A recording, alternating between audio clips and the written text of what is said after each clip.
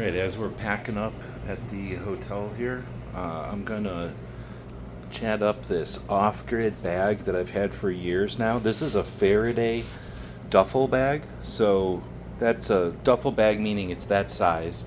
I'm gonna be able to put in my extra monitors, my triple monitor, the triple monitor which folds up into this box, the extra monitor, those go underneath into the big Faraday bag.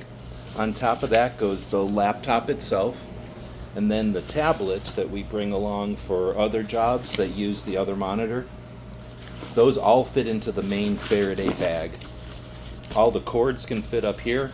Everything's nice and tidy and in the Faraday material. The end pockets, the front pockets also have the Faraday bags. They also have a compartment without the Faraday. This really does make a great bag for travel from off-grid. Hope this helps.